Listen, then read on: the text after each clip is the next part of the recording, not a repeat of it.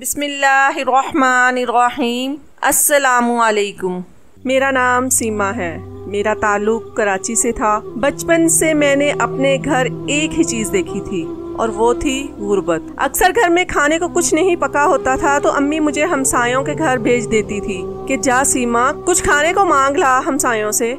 अम्मी की ये बात सुनकर मुझे सख्त कोफ्त होती थी क्योंकि हमसाये खाना कम देते थे और बातें ज्यादा सुनाते थे, लेकिन मैं भी शायद ढीठ थी, इसलिए अपनी अम्मा के बार बार भेजने पर चली जाती। जब हमसाये कुछ खाने को ना देते तो उस दिन हमें फाका काटना पड़ता। अब्बू की हलाल की कमाई के पैसे इतने होते थे कि महीना भी मुश्किल से निकलता था और बाकी दिन हमसायों से खाना मांगना पड़ता। कई साल पहले जब मैं छोटी हुआ करती थी, शायद 1 या 2 साल की, तब दादाजी जिंदा थे और अब्बू का और मेरे ताया चचा का कारोबार बहुत अच्छे से चल रहा था। लेकिन दादाजी की वफात के बाद अब्बू के भाइयों में लड़ाइयाँ पड़ गईं और सब कुछ अलग-अलग हो गया। दुकानें बट गईं, कारोबार अलग हो गए। इत्तेफाक में बरकत होती है। शायद मेरे ताया चचा और अब्बू ये बात भूल गए थे, इसलिए अलग अलग काम करने से इन सब की दुकानों और कारोबार को जबरदस्त नुकसान पहुंचा।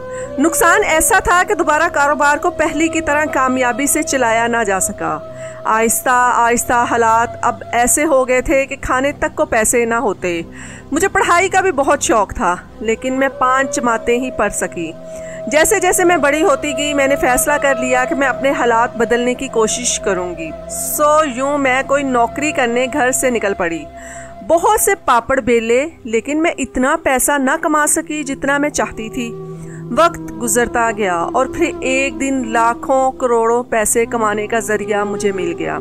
आज मैं 50 साल की हो गई थी और मेरा एक 26 साल का बेटा था। इस वक्त मैं बड़े से बंगले में अपने बड़े से कमरे में बैठी हुई थी। मेरे पास अब सब कुछ था, महंगी से महंगी चीजें, बड़ी बड़ी गाड़ियाँ, नौकर चाकर। ये सब कैसे मुमकिन हुआ था मैं ही जानती थी और ये एक बहुत बड़ा राज था। आज मुझे उसकी बहुत याद आ रही थी। मैं चुपके से अपने दराज से बेटी की तस्वीर देखने लगी और फिर उजलत में छुपा भी दी, क्योंकि मैं नहीं चाहती थी मेरा बेटा वामिक इसकी तस्वीर देखे, क्योंकि अगर वो तस्वीर देख लेता तो बहुत से सवाल करता और मैं अपने पुराने जख्म उधेड़ना नहीं चाहती थी। इसलिए मैंने इस तस्वीर को वामिक की निगाहों से दूर रख दिया। अभी थोड़ी देर ही गुजरी थी जब दरवाजे पर दस्तक हुई। मैंने इजाजत दी तो मेरा बेटा वामिक दरवाजा धकेलता अंदर दाखिल हुआ। वो कहने लगा, मामा कुछ मेहमान आए हैं, जल्दी से 3 कप चाय बना लाएं गेस्ट रूम में। वो मुझे कहता कमरे से चला गया और मैं किचन में चली गई। उस वक्त रात के 8 बज रहे थे। मैंने चाय तैयार की और रिफ्रेशमेंट का सामान लेकर ट्रॉली में रखकर गेस्ट रूम का दरवाजा खोलकर अंदर आ गई। मैंने देखा कि कमरे में एक मेरी उम्र की औरत बैठी थी और एक 22-23 साल लड़की जो सहमी हुई थी। उसका रंग जर्द पड़ा हुआ था। खैर मैंने इन्हें सलाम किया। मैं कमरे में बैठने लगी जब वामिक कहने लगा, मामा आप जाकर आराम करें। उसकी बात का मैं मकसद समझ चुकी थी। वो नहीं चाहता था मैं यहाँ बैठूं, इसलिए मैं उठकर कमरे से चली गई। मुझे रातों को अक्सर देर से नींद आया करती थी। आज भी जाग कर फोन इस्तेमाल करके अपनी दोस्तों से बात कर रही थी, इन औरतों से जो मेरी बचपन की सहेलियाँ हुआ करती थी। अगले दिन जब मैंने अपने बेटे से इन मेहमानों के बारे में पूछा तो उसने मुझे बस यही बताया कि वो लड़की उसके ऑफिस में काम करती है। नौकरी के सिलसिले में कोई बात करने वो घर आई थी। ये बात सुनकर मैंने असबात में सर हिलाया। वामिक सुबह ऑफिस जा चुका था और फिर शाम में ही घर आया। जब मैं कमरे में बैठी हुई थी तो शाम के 6 बजे तकरीबन वामिक कमरे में दाखिल हुआ और मैंने देखा उसके हाथ में चाय थी। वो कहने लगा, मामा आज मैंने अपने हाथों से आपके लिए चाय बनाई है, क्योंकि आप हमेशा मेरा ख्याल रखती हैं, इसलिए एक तरह से मैं आपको शुक्रिया कहना चाहता हूँ। अपने बेटे की बात सुनकर मेरी आंखें नम हो गई। मुझे वाकई बहुत खुशी हो रही थी। मैंने जब चाय का घूंट लिया तो अजीब सा जायका लगा। मैं वामिक का दिल नहीं तोड़ना चाहती थी, क्योंकि उसने जिंदगी में पहली मर्तबा मेरे लिए चाय बनाई थी। इसलिए मैंने उसकी तारीफ की और कहा, बहुत अच्छी चाय बनी है। जब मैंने चाय खत्म की तो हैरत अंगेज तौर पर नींद आने लगी। मुझे जिंदगी में कभी इतनी जल्दी, खास तौर पर शाम के वक्त, नींद नहीं आई थी, लेकिन आज न जाने क्यों चाय पीते ही नींद आ गई। वामिक ये कहकर कमरे से बाहर निकल गया कि मामा आप आराम कर लें। उसके जाते ही मैं गहरी नींद सो गई और ये नींद इतनी गहरी थी कि फिर अगले ही दिन आंख खुली। मैं अभी भी हैरान थी कि मैं इतना किस तरह सो सकती हूँ। जब मैं 10 बजे कमरे से बाहर आई और वॉमिक को नाश्ते के लिए आवाज दी तो वो सीढ़ियाँ उतरता नीचे आ गया। मैं उसे देखकर दंग रह गई क्योंकि उसके पहलू में वही लड़की थी जो पहले घर आई थी। वॉमिक ने उसके गिर्द बाजू हाइल कर रखे थे। वो कहने लगा, मामा ये मेरी बीवी है शानजे। अपने बेटे की बात सुनकर मैं दंग रह गई। वो कहने लगा, कल रात ही मैंने इससे निकाह किया है। उसकी बात सुनकर मुझे लगा पूरा आसमान ही मुझ पर आ गिरा है। मैंने आंखों में शिकवे लिए उसे देखने लगी। मैंने उससे पूछा, तुमने मुझे बताना तक गवारा नहीं किया, मुझे अपने निकाह में शामिल तक नहीं किया। इतना कहकर अपने आंसू साफ करते मैं कमरे में चली गई तो वो अकेला मेरे पीछे आ गया और कहने लगा, मामा आपको सब कुछ बताना चाहता था लेकिन आप सो रही थी। मैंने आपको जगाने की कोशिश की लेकिन आप नहीं उठी। सो मुझे लगा आप नींद की दवा लेकर सो रही हैं, इसलिए आपको मजीद डिस्टर्ब नहीं किया। शानजे से शादी करना मजबूरी थी क्योंकि उसके अब्बू का परसों रात अचानक इंतकाल हो गया, जिस वजह से उसके ताया अपने शराबी और नशेई बेटे से शानजे की शादी करवाना चाहते थे। शानजे की माँ को वो लड़का पसंद नहीं था, इसलिए अपनी बेटी की इज्जत बचाने की खातिर वो मेरे घर आई और मुझसे इल्तिजा की, मेरी बेटी से शादी कर लो। आप ही ने तो मुझे औरतों की इज्जत करना सिखाई है, इसलिए मैंने उससे निकाह कर लिया। अपने बेटे की बात सुनकर मुझे उस पर जितना भी गुस्सा था खत्म हो गया। अब मैं मुतमईन थी कि मेरा बेटा इतना अच्छा था, इसलिए मैंने शानजे को भी कबूल कर लिया। जब रात हुई तो शानजे का रंग जर्द पड़ गया और वो मुझे कहने लगी, आंटी मुझे आपके साथ सोना है, प्लीज मुझे अपने साथ रखें, मुझे वॉमिक के साथ नहीं रहना, मुझे तलाक चाहिए उससे। वो मेरे आगे हाथ जोड़ते हुए बोली, जबकि मैं तो उस लड़की की बातें सुनकर दंग ही रह गई। अभी कल ही तो उसकी शादी हुई थी और वो आज तलाक की बात कर रही थी। उसकी बातें सुनकर वॉमिक गुस्से में उसका हाथ थाम गया और मुझे कहने लगा, अम्मी ये अपने बाप की अचानक मौत और फिर अपने इस कजन का सदमा लिए हुए है, इसलिए इसकी दिमागी हालत ठीक नहीं। इतना कहकर वो उसे कमरे में ले गया, जबकि मैं उसकी बात समझ सकती थी। वो लड़की शानजे वाकई घबराई हुई थी और उसकी शक्ल देखकर ही लगता था कि वो सदमे के जेरे असर है। अगली सुबह मैं जल्द ही उठ गई और नाश्ता बनाने लगी। जब वॉमिक तनहा कमरे से आया तो मैंने उससे पूछा, शानजे नहीं उठी, उसे भी जगा लाओ, नाश्ता तैयार है। ये सुनकर वो बोला, मामा शानजे को मैंने तलाक दे दी है और वो अपने घर चली गई है अपनी अम्मी के साथ। उसकी बात सुनकर मुझे एक और हैरत का झटका लगा। मैंने उससे वजह पूछी तो वो बोला, वो माँ बेटी लालची थी और मुझे कह रही थी कि अपनी माँ को घर से निकाल दो। मैं ये नहीं कर सकता था, इसलिए उसे तलाक दे दी। मेरे लिए आप ज्यादा अहम हैं। ये कहकर वो मेरे गले से लग गया। उसकी बात सुनकर मुझे बहुत खुशी हुई, लेकिन अफसोस भी हुआ कि शानजे शक्ल से तो ऐसी नहीं लगती थी। मैंने वॉमिक से कहा कि अब मैं तुम्हारे लिए रिश्ता खुद ढूंढना शुरू कर दूंगी और बहुत जल्द मैं तुम्हारी शादी करूंगी। ये सुनकर उसने मुझे रजामंदी दे दी कि मैं उसके लिए लड़की तलाश शुरू कर दूं। मैं बहुत खुश थी और उसके लिए लड़की ढूंढने लगी। एक रात वॉमिक मेरे कमरे में दोबारा चाय बनाकर लाया, जिसे पीते ही मैं सो गई। उस रात मुझे इतनी शदीद नींद आई कि मैं फिर सुबह ही उठ पाई। सुबह मैंने वॉमिक को जगाने उसके कमरे में गई तो ये देखकर दंग रह गई कि वॉमिक सो रहा था और इसके पहलू में कोई लड़की बैठी रो रही थी। मैंने हैरानगी से उस लड़की से पूछा, तुम कौन हो और रो क्यों रही हो? वो लड़की कहने लगी, आंटी मैं वॉमिक की बीवी हूँ, उसने कल रात ही मुझसे शादी की है। और ये मुझे अभी वो बोल ही रही थी जब अचानक वॉमिक उठा और उस लड़की को चुप करवा दिया। मैं अब वॉमिक को अफसोस भरी निगाहों से देख रही थी। मैंने उससे कहा कि अब तुमने इससे शादी क्यों कर ली है? वो मुझे दूसरे कमरे में ले गया और बोला, अम्मी मुझे मेरे ऑफिस के वर्कर ने कहा था मैं इसकी गरीब बेटी से शादी कर लूं, क्योंकि इस वर्कर की मौत का वक्त करीब था। मैंने उस पर तरस खाकर उसकी बात मान ली, लेकिन उसकी बेटी ये शादी नहीं करना चाहती थी, इसलिए अब वो रो रही है। अपने बेटे की बात सुनकर मैंने इस्बात में सर हिला दिया। मैं उसे भी अपनी बहू तस्लीम कर चुकी थी, लेकिन बहुत जल्द उसे भी वॉमिक ने तलाक दे दी, क्योंकि उस लड़की ने ही वॉमिक से तलाक का मुतालबा किया था। इस दौरान मैंने वॉमिक के लिए एक लड़की तलाश कर ली जिससे उसकी शादी कर दी गई, लेकिन शादी के कुछ दिन बाद वो लड़की अचानक घर से भाग गई। वॉमिक का कहना था कि वो अपने किसी आशिक के साथ वॉमिक से तलाक लेकर भागी है। अब तो मुझे रोना ही आ गया था, क्योंकि मेरे बच्चे की 3 शादियां टूट चुकी थी। चौथी शादी भी मेरी पसंद से हुई, लेकिन वो भी ज्यादा देर तक ना रह सकी। एक दिन मेरा बेटा रोता हुआ मेरे पास आया और उसे रोता देखकर मेरे पैरों तले से जमीन निकल गई और मैंने उससे कहा, मर्द नहीं रोया करते, तुम बहुत मजबूत हो, तुम क्यों रो रहे हो? ये सुनकर वो बोला, मामा मुझे लगता है किसी ने हम पर काला जादू किया है, कोई हमसे हसद करता है, इसलिए देखें मेरी शादी चल नहीं पा रही। कुछ दिन शादी चलती है, फिर बीवी मुझसे अलग हो जाती है। ये सुनकर मैंने उससे कहा, बेटा ये तुम कैसी बातें कर रहे हो, हम पर कौन काला जादू करेगा? ये सुनकर उसने अपनी जेब से कुछ पर्चियां निकाली जिस पर मेरा और वॉमिक का नाम लिखा हुआ था और इसमें कील वगैरह थे और किसी और जुबान में लाल रंग से कुछ नकूश बने थे। वो कहने लगा, मामा ये मुझे मेरे कमरे से मिले हैं। ये देखकर मेरे पैरों तले जमीन निकल गई। अब मुझे यकीन आ गया था कि मेरा बेटा ठीक कहता है। मैंने वो पर्चियां संभाल कर रख ली और अपने बच्चे को तसल्ली दी कि बेटा सब ठीक हो जाएगा, इंशाल्लाह तुम्हारी शादी होगी। ये सुनकर उसने मेरे हाथों में नोटों की गड्ढियां रखी और बोला, ये मैंने आपके लिए कमाए हैं। ये सुनकर मैं बहुत खुश हुई, लेकिन पैसे उसे दे दिए कि मुझे पैसों की जरूरत नहीं।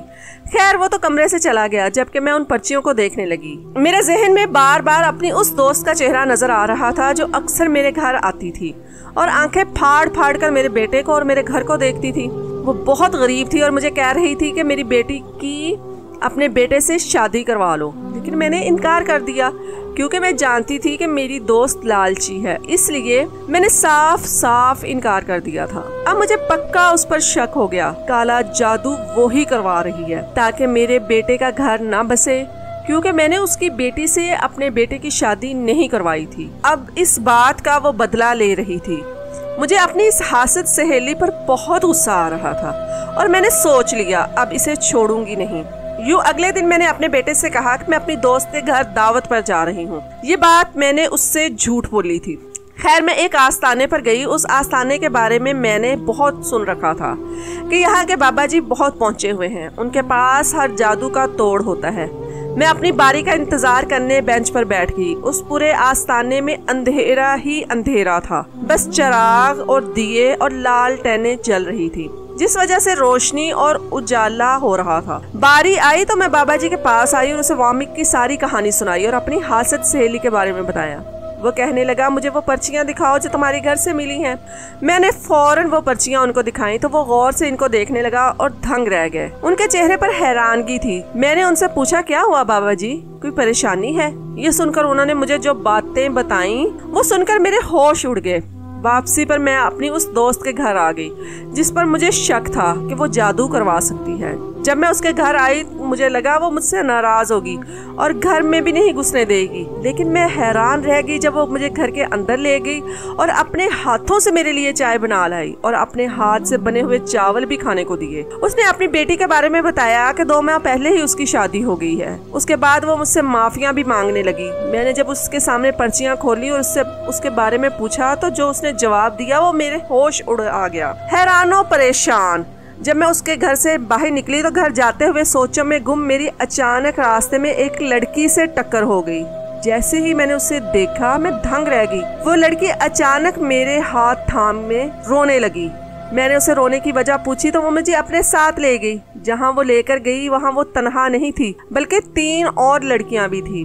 उन सबको देखकर मैं कांपने लगी और रोने लगी। मैंने सोचा नहीं था कि कुछ ऐसा भी हो सकता था। बहुत जल्द मैंने एक लड़की तलाश की और उससे वॉमिक की शादी का सोचा। वो लड़की कोई और नहीं बल्कि मेरी एक मरहूम दोस्त की बेटी थी। खानदान के नाम पर बस वो और उसका बाप एक छोटे घर में रहते थे। जब मैंने वॉमिक को इस लड़की के बारे में बताया तो वो बड़ा खुश हुआ और कहने लगा, मेरी शादी इसी से करवा दे। उसकी बात सुनकर मुझे ताज्जुब हुआ क्योंकि वो गरीब लड़की थी और वॉमिक हमेशा से कहता था कि वो किसी गरीब लड़की से नहीं बल्कि अमीर लड़की से शादी करेगा और मैं भी यही सोचती थी इस बारे में। खैर क्योंकि वो लोग गरीब थे इसलिए हानिया की शादी पर ज्यादा खर्चा नहीं कर सकते थे, इसलिए मैंने सादगी से वॉमिक का और हानिया का निकाह करवा दिया और फिर रुखसती। मैंने शादी पर किसी को नहीं बुलाया था। वॉमिक का कमरा मैंने सजाना था।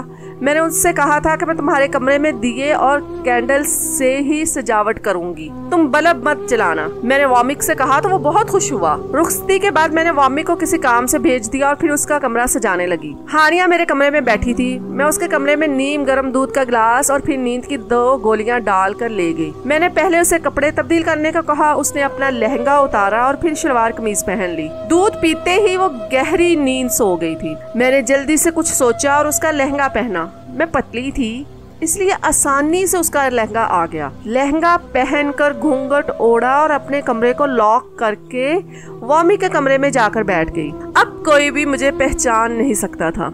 कमरे में नीम उजाला था। थोड़ी देर बाद वामिक घर आया और फिर कमरे में आकर मेरे पास बैठ गया। वो मेरा घूंघट उठाए बगैर कहने लगा, ये शादी मैंने दिल से नहीं की, इसलिए मैं तुम्हारा घूंघट नहीं उठाऊंगा। मैं जानता हूँ तुम गरीब लड़की हो, इसलिए तुमने मुझे जैसे अमीर लड़के से शादी की ताकि ऐशो इशरत की जिंदगी गुजार सको, लेकिन मैं तुम्हें एक ऐसा तरीका बताऊंगा जिससे तुम भी अमीर हो जाओगी। वो बोलता जा रहा था और जो कुछ उसने मुझे बताया उसे सुनकर मेरे कानों से धुएं निकलने लगे। जैसे ही मैंने घूंघट उतारा और वामिक का नाम लिया, खौफ से वो कांपने लगा। मम्मा आप यहाँ? मम्मा, मैं तो मजाक कर रहा था, वो कांपते हुए बोला। मैंने फौरन एक थप्पड़ उसके चेहरे पर रसीद किया और रोने लगी। मुझे आज अपना माजी याद आ गया। मुझे लगा मकाफाते अमल हो चुका है। ये तब की बात है जब मैं गरीब हुआ करती थी और नौकरी भी करके देख ली थी, लेकिन कुछ ना हो सका। और फिर इत्तेफाक से मेरी एक पुरानी दोस्त ने मुझे अमीर होने का तरीका बताया और अपने साथ इस काम में शामिल कर लिया। काम ये था कि हमने जवान लड़कियों को धोखे से अगवा करना था और फिर इन्हें बाहिफाजत पुरानी हवेली पहुंचाना था। इस पुरानी हवेली में लड़कियों को अगवा करके रखा जाता था और फिर किसी से गैर कानूनी काम करवाए जाते थे। किसी को बेच दिया जाता था और किसी को तवाइफों के कोठे पर बेच दिया जाता और यूं इस जरिए से पैसे कमाए जाते। जो भी लड़कियां अगवा करके पुरानी हवेली पहुंच जाता उसे ढेरों पैसे मिलते। मैं और मेरी सहेली मिलकर ये काम करते थे। हम लड़की से दोस्ती करते और फिर किसी बहाने से पुरानी हवेली तक ले जाते। इस तरह हमने करोड़ों रुपए कमा लिए। मेरे अम्मी अब्बू मर गए थे। मैं तन्हा रह गई और इतना बड़ा बंगला शहर में ले लिया और शादी कर ली। मेरा शौहर नहीं जानता था कि मैं इस तरह का घटिया काम करती हूँ। काफी अरसा मैंने ये काम जारी रखा और ये काम तब छोड़ा और इससे तौबा की जब मेरी 3 साल की बेटी को अगवा कर लिया गया और उसे बेच दिया गया। बहुत कोशिश की लेकिन वो ना मिली। इस दौरान मेरे शौहर का इंतकाल हो गया। मैंने सच्चे दिल से अल्लाह से इन कामों की माफ़ी मांगी और नए काम करने लगी, लेकिन मुझे अपने गलत कामों का बदला इस सूरत मिला कि मेरा बेटा वामिक भी मुझसे चोरी छुपे पैसे कमाने की लालच में इस काम में पड़ गया। वो भी मेरी तरह अमीर से अमीर तरीन होना चाहता था, इसलिए गरीब लड़कियों से शादी करता और शादी की रात ही उन सब को ये कहता कि जिससे वो लड़कियां डर कर तलाक मांगती। इससे उसे फायदा हासिल करके तलाक देकर वामिक उन लड़कियों को आगे बेच देता। जब वो ये काम करता था मुझे चाय में नींद की दवा मिला देता था। मेरे बेटे ने काला जादू वाली बात भी मुझसे झूठ बोली थी। वो नहीं चाहता था कि मुझे उस पर शक हो, इसलिए कहानी घड़ ली। इस बात का मुझे तब पता चला जब वो काले जादू वाली पर्चियां लेकर मैं आमिल साहब के पास गई। उन्होंने बताया कि आपके बेटे पर काला जादू नहीं हुआ और काले जादू में इस तरह की पर्चियां और कील इस्तेमाल नहीं किए जाते। इन पर जो नकूश बने हैं वो भी किसी ने खुद साख्ता बनाए हैं। ये सुनकर मैं हैरान हुई और अपनी दोस्त के पास आई और उससे पूछा तो उसने कसमें खाकर कहा कि उसने जादू नहीं करवाया। जब मैं वापस घर जा रही थी तो रास्ते में शानजे से मुलाकात हुई तो वो मुझे वामिक की सच्चाई बताने लगी। उसके घर में वामिक की और भी 3 बीवियां थी जिन्हें वो तलाक दे चुका था। उन सब ने मुझे बताया वामिक ने इन्हें आगे बेच दिया था, लेकिन वो बड़ी मुश्किल से अपनी जान बचाकर भागने में कामयाब हो गई। मैं ये सब वामिक के मुंह से सुनना चाहती थी और उसे रंगे हाथों पकड़ना चाहती थी, इसलिए हानिया से उसकी शादी करवाई और उसका लिबास पहनकर बैठ गई। अब वामिक अपने मुंह से सच उगल चुका था। वामिक अब मुझसे माफिया मांग रहा था कि मामा माफ कर दें, आइंदा ये काम नहीं करूँगा, मगर मैंने उसे माफ न किया। वामिक को जेल होगी क्योंकि उन लड़कियों ने यानी साबका बीवियों ने वामिक के खिलाफ सबूत पुलिस वालों को दे दिए थे। वामिक को 5 साल की कैद सुना दी गई। मैं चाहती तो उसे बचा सकती थी क्योंकि मैं रिश्वत देकर उसे जेल से निकलवा सकती थी, लेकिन मैंने ऐसा न किया क्योंकि मैं चाहती थी उसे सबक मिल जाए। उसके जाने के बाद मैंने हानिया का बहुत ख्याल रखा। जब वो 5 साल बाद जेल से वापस आया तो बहुत बदल गया था और अब नेक बन गया था क्योंकि उसे उसके बुरे कामों की सजा मिल गई थी।